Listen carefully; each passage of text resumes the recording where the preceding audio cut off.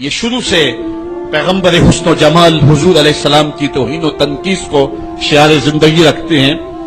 تو ایک زمانے میں انہوں نے سازش کی اور آقا کریم کے روضہ اطہر سے حضور کے جسد اطہر کو چرانے کی سازش کی. اور جس کی حفاظت میرا رب کرے کون اس محبوب کا بال بھی کا کر سکتا ہے. یہ جو کچھ ہو رہا ہے یہ ہمارا امتحان ہے، ورنہ جس کے سر پہ وارفانہ لاکا ذکر کا تاج میرے رب نے رکھا ہے، بھلا اس کی شان کو کوئی گھٹا سکتا ہے؟ جدا ذکر خدا بلند کرے کیڑا جمعہ حسن و بند کرے. اس ذکر دا حافظ آپ خدا پڑھو لا الہ، خود اللہ حفاظت کرنے والا ہے ذکر کی. یہ تاج رب نے محبوب کے سر پہ رکھا ہوا ہے. اس لیے چاند کی طرف منہ کر کے تھوکنے سے چاند کی نوری کرنوں کو میلا نہیں کیا جا سکتا. تھوکنے والے کا اپنا منہ گندا ہوگا، لیکن چاند کل بھی روشن تھا، چاند آج بھی روشن رہے گا. مدینے والے چاند کی عظمتوں کو کوئی گہنا سکتا ہی نہیں ہے، کیونکہ جس کے سر پہ وارفانہ لکا ذکر کی چادر میرے رب نے تان دی ہے، اس کی عظمتوں کو کوئی گھٹا سکتا ہی نہیں ہے. یہ امتحان ہمارا ہے، یہ آزمائش ہماری ہے. اللہ اکبر. تو میں نے کہا کہ یہ سعادت مند لوگوں کا مقسوم ہوتا ہے. تو اس زمانے میں کچھ بد نصیب یہودیوں نے یہ سازش کی کہ حضور کے جسد اطہر کو روضہ انور سے نکال لیا جائے، اور پھر باقاعدہ انہوں نے 2 اشخاص کو وظائف پڑھا کر کے، داڑیاں رکھوا کر کے، جبہ و دستار پہنا کر کے مدینے میں بھیجا، صوفیاء کے، نیکوکاروں کے، علماء کے، زاہدین کے روپ میں. اور انہوں نے وہاں ایک جگہ کرائے پہ لے لی اور اپنی کارروائی کا آغاز کر دیا. وہ اپنے کمرے کے اندر سرنگ کھودتے اور روزانہ مٹی نکالتے اور رات کے اندھیرے میں بقی کے قبرستان میں قبروں کے اوپر مٹی ڈال کے آ جاتے اور سارا دن تسبیح لیے اللہ اللہ کرتے رہتے. لوگ کہتے کہ یہ تو بڑے صالح لوگ ہیں، اور پھر لوگوں کو خیرات بھی کرتے. لیکن کارروائیاں اور انداز یہ تھا، لباس خضر میں رہزنی کر رہے تھے، اور یہ ڈاکو اور یہ رہزن لٹیرے ایک بہت خطرناک مہم پہ آئے ہوئے تھے. جب وہ بالکل قریب پہنچ گئے، اور ایک روایت میں آتا ہے کہ حضرت عمر کے پاؤں کا انگوٹھا بھی ننگا ہو گیا.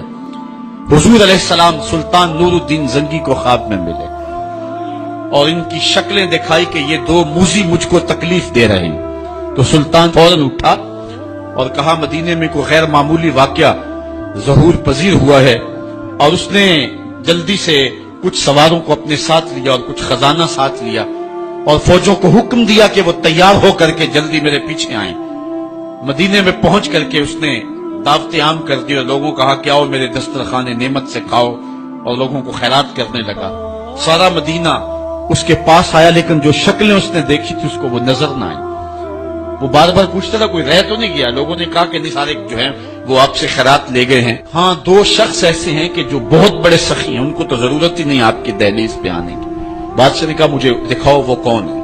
بادشاہ کو شک گزرا یہ وہی تھے. جب سامنے آئے تو بادشاہ نے فوراً پہچان لیا. کہا کہ میں تمہارے ڈیرے پہ جہاں تم رہتے ہو وہاں جانا چاہتا ہوں. بادشاہ تفتیش کرنا چاہتا تھا. جب دیکھا تو تسبیحیں لٹکی ہیں، مسلح بچھے ہوئے، قالین بچھے ہوئے ہیں. تو بادشاہ مسلح اٹھایا، قالین اٹھایا تو نیچے پھٹا تھا.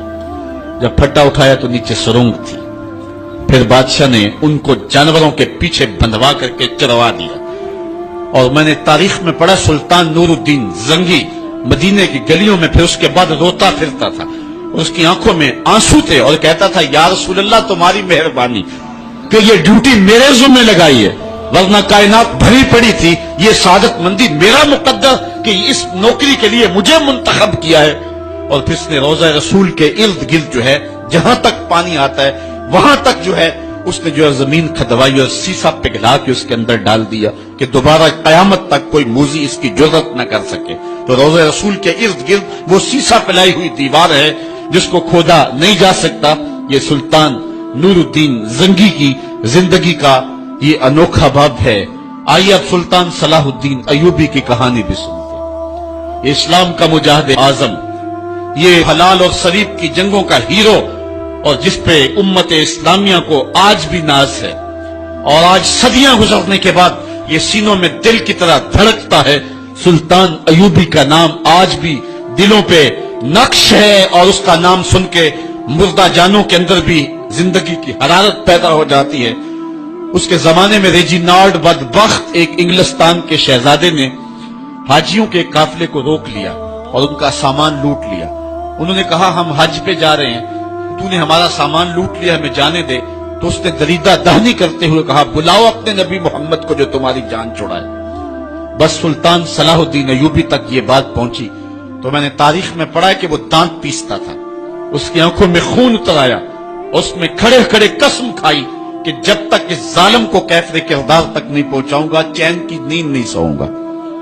फिर पौने 2 साल का अरसा आप सुल्तान सलाहुद्दीन अयूबी की जिंदगी देख के जंगी मुहिमों को तरतीब देता रहा। दिन रात उसने एक कर दी, नींद करीब ना आने दी। जब नींद बहुत ज्यादा तंग कर दी तो फिर वो खेमे की चोप के साथ टेक लगा के खड़े होकर के अपनी आंखों की आग बुझा लेता और पौने 2 साल का अरसा उसने चारपाई पे लेट के नहीं देखा।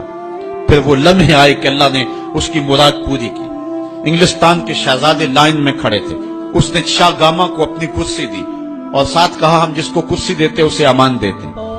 फिर उसने उसके जो नाइट्स थे उनको आबखोरें दिए, उनमें पानी दिया, कहा जिसको हम पानी देते हैं उसको अमान देते हैं। फिर जब रेजिनाल्ड की बारी आई तो बादशाह की रगें फूल गई गुस्से से। उसने तलवार नियम से बाहर निकाली और उसकी छाती पे चढ़ के उसकी गर्दन पे तलवार रख के उसके टुकड़े करते हुए कहा ओ कुत्ते, तुमने कहा था बुलाओ अपने नबी मोहम्मद को, मोहम्मद अरबी ने अपना नौकर भेज दिया है। और इस तरह उस रेजिनाल्ड कुत्ते के 2 टुकड़े करके रख दिए। ये हमारी तारीख है, ये और रोशन तारीख है। हमारे इस्लाफ, हमारे बुजुर्ग, उस दौर के शहनशाह, उस दौर के बादशाह इतनी जुर्रत और इतनी अजीमत रखा करते थे। और आज हमारी कमजोरियों ने दुश्मनों को दलेर कर दिए। कभी ऐसा भी अंधेर आया था कि सरेआम यूं तो हीन और तनकीस होती हो पैगंबर हुस्न और पैगंबर जमाल की, और फिर 1 अरब 40 करोड़ इंसान दुनिया के ऊपर बसते हो। ये भी जमाने में दिन देखने थे तो उम्मते मुस्लिमा की मौत वाक़या हो जाए अगर हुजूर अलैहिस्सलाम की तौहीन बाकी रहती है। इसलिए उम्मत को पूरी कुव्वत के साथ खड़ा होना है और अपने नबी अलैहिस्सलाम की तौहीन का बदला लेना है। और ये मुमकिन नहीं है जब तक जो है वो हम पूरी दुनिया के ऊपर गालिब ना हो। अल्लाह ताला उम्मत को वो दिन नसीब फरमाए कि उम्मत का गलबा अल्लाह ताला नसीब फरमाए। इस वक्त हमारा अलमिया ये है कि हमारे पास आलमी लीडर कोई नहीं है। अवाम के जज्बे यकीनन देखने के। सीरिया के बच्चों को मैंने देखा कि वो छोटे छोटे बच्चे, उन्होंने हाथों में कतबा पकड़ा हुआ है और मैं उस मंजर को देख करके कितनी देर तक सकते में रहा। उसके ऊपर लिखा हुआ था उक़्तुलूना वला तसुब्बू लिनबियना, हमारे टुकड़े कर दो लेकिन हमारे नबी को गाली न दो। उन बच्चों के दर्द की कहानी कलेजे चीर रही थी